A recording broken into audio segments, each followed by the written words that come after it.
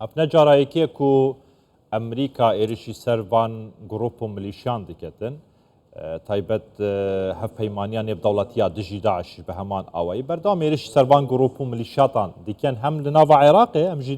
سەر سنوورێ دنابەرا سووریا و عێراق و دناوا سووریای دەژی لێ پرسیارە گرنگ ئەڤەیە ئەف جورên êrişan بۆ ser van gropان yan van milîşa û çekdaran dibeste demêveyekê ku ewlehî û asayişê berqerar bike li ser sinûr û di nava Iraqê û Sûriyeyê de yan ne derbarê vê yekê de gotûbêjekê digel berêz Dr. Qasim Temîmî şarazayê siyasî û ewlehî li Bexdayê bikin. Dr. Tu bi xêra tî ji bo Kurdistan 24 yani ev curên êrişan ji aliyê Emerîka û hevpeymaniya nêvdewletî dijî Daişê berdewam in bo ser çekdaran yan van grup û milîşiyatan çi li Iraqê be çi li Sûriyeyê be li ser sinûr be. Lê pirsiyar ev ye ev cure êrişe dibine sedem bo vê çendê ku ewlehî seqamgirî di nava Iraqê de berqerar bîtin îtir wiha biketin ku ev çekdar û grupe destê wan dûr biketin ji destwerdana karûbarên hikûmetê yên dewletê. سڵاو لە جەنابت و لە بینەرانی کوردستان خوێشواری بە ڕێزیش بە بێگومان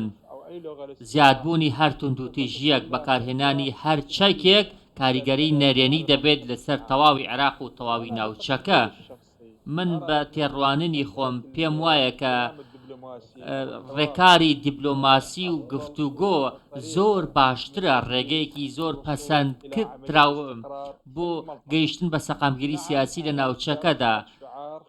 ئەمە ڕاستە کە ئەمریکا کۆمەڵێک دروشمی بەرز کردوێتەوە بە تایبەتی ئەم باڵوێزە نوێیان کە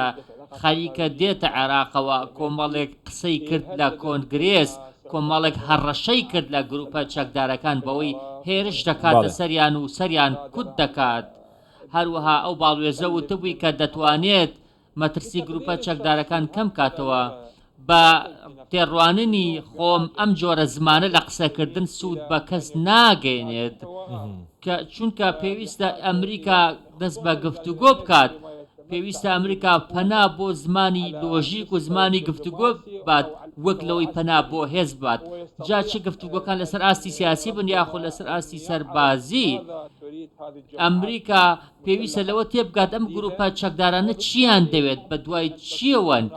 هەروەها پێویستە ئەمریکا کۆمەڵێک هەنگاوی ئەرێنی بگرێتە بەر بۆ کەمکردنەوەی گرژیەکان لە عێراقدا. باشە دکتۆر ئەف گروپ و çekdarên ku niha li Iraqê hene beşekwan de lîsta tîroriya Wezareta Derve Emerîkayê dane. Bi nerîna te evan gropane yan van çekdarane bawerî bi zimanê diplomasî û gotûbêjan heye?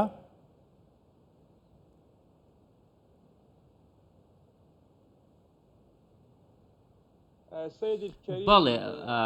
بەڕێزەکەم دیبلۆماسیەت هیچ ئەستەمێک ناناسێت. پرسیارەکەت زۆر جوان بوو کە پرسیارەکە ئەوە ئایا دەتوانێت ئەم گروپانە کە بەشێکیان لە لیستی تیرۆردان دەتوانن زمانی دیبلۆماسی بەکار بهێنن. بۆ نمونە ئێستا ئەمە سوپای پاسدارانی ئێرانیمان هەیە کە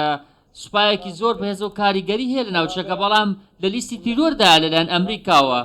ئایا ئەمە مانای ئەوەیە کە ئێران بڕای بە هیچ جۆرە دیبلۆماسیەتێک و گفتوگویەک نییە؟ نەخێر، ئەمە زمانێکی هەڵەیە و ئەمە بیرکردنەوەیکی هەڵەیە. ئەمریکا پێویستی بۆیە دەست بە گفتوگۆ بکات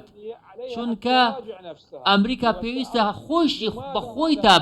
بچێتەوە، پێویستە خۆی مراجعی خۆی بکات و لە خۆی بپرسێت بۆچی هێرش دەکات لەسەر ئەو گروپە چەکدارانە. لە هەمان کاتیشدا هێزە بیانیەکان بۆ نمونە لە لیبیا لە سووریا پێویستە دەرگای گفتوگۆ بکەنەوە لە بەڕووی ئەم گروپە چەکدارانەدا. هەروەها پرسیاری ئەوە بکەن ئەم گروپە چەکدارانە بە دوای چیەوەن، ئامان گیان چییە، دەیانەوێت چی بەدەست بێنن. ئەمە دەبێتە هۆی خزمەتکردن بە سەقامگیری. بێگومان زمانی توندوتیژی کەس حەزی پێ ناکات، زمانی توندوتیژی سوودی بۆ کەس نابێت چونکە لە کۆتاییدا ئەوەی زیان دەکات خەڵک و خاکی عێراقە. من کە باسی دیپلۆماسی دەکەم مانای ئەوە نییە کە چارەسەری کێشەکان بە شەو ڕۆژێک دەبێت نا بە پێچەوانەوە دەکرێت ئەمە بکرێتە بنەمایەک بەڵام تا ئەو کاتێک کە هەردوو لە پەنا بۆ زمانی هێز ببەن و هێز بەکاربهێنن لە ڕوبەڕووبوونەوەی یەکتر هەروەها میکانیزمی نەرێنی بەکاربێنن ئەمە دۆخەکە تابێت خراپتر دەکات دۆخەکە تابێت گرشتر دەکات. باشە دکتۆر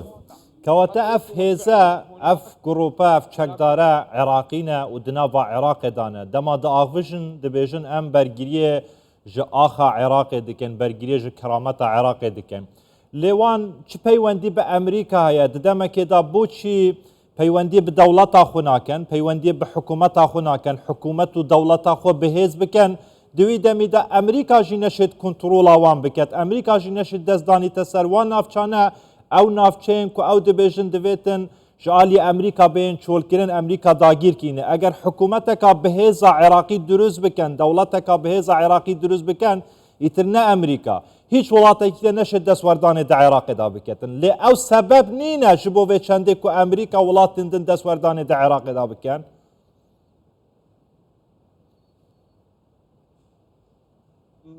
بەڵێ بەڵێ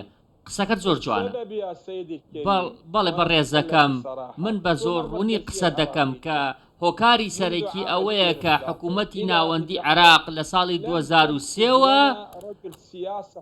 تا هیچ پیاوێکی سیاسی تەواوی بەخۆیەوە نەبینیوە ئێمە ئێستا پێویستمان بە پیاوێکی سیاسیە کە بتوانێت بەڕوونی بەهێز بە کراوەیی بە سەراحەت لەگەڵ دایانە سیاسیەکان قسە بکات لەگەڵ گروپە چەکدارەکان قسە بکات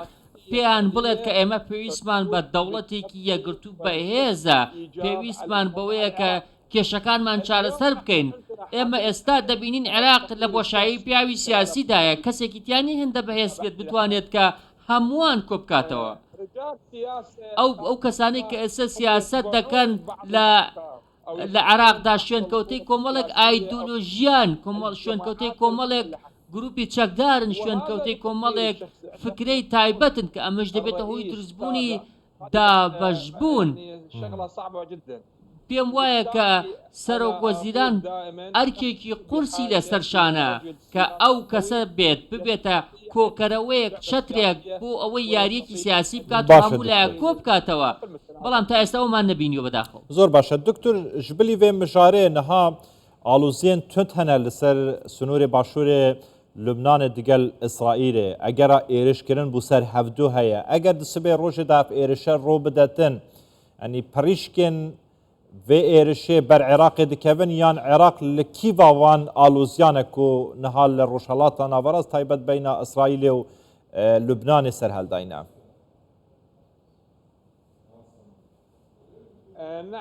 بەڵێ گروپە چەکدارەکان یاخود ئەوەی کە خۆیان ناوناوبەرەی مەقاومە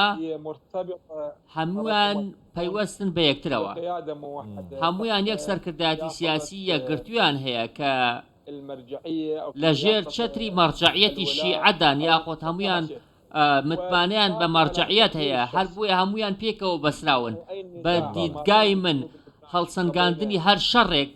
لە نێوان لوبنان و ئیسرائیل یاخود لە سووریا هەر هەمووی درێژکراوەی دەبێت کاریگەری دەبێت لەسەر عێراق کاریگەری دەبێت لەسەر